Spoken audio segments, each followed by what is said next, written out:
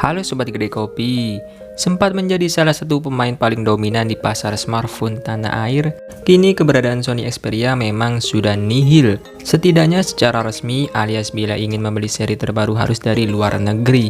Contohnya seperti Xperia 10 Mark III Lite yang baru saja diluncurkan.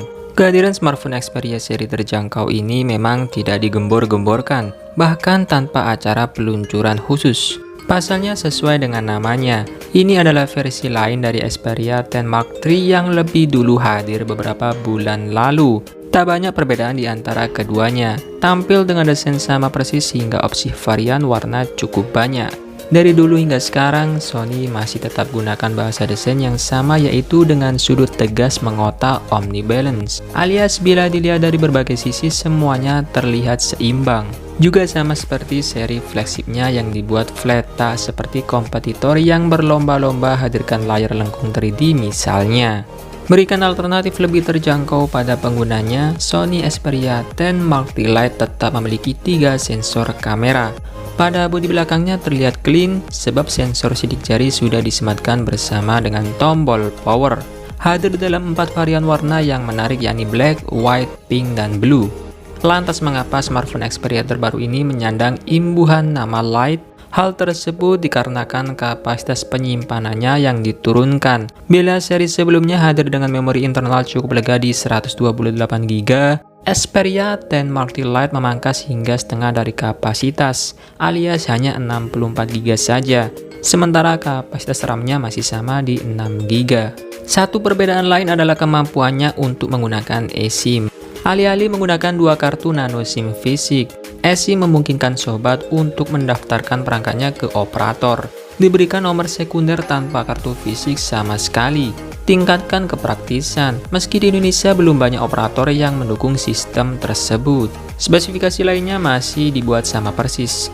Dimensi layar yang ada di depan cukup unik, berukuran 6 inci dengan rasio sangat lebar 21:9. Rasio ini lebih cocok untuk menonton film layar lebar serta multitasking dengan pembagian layar kotak 50:50.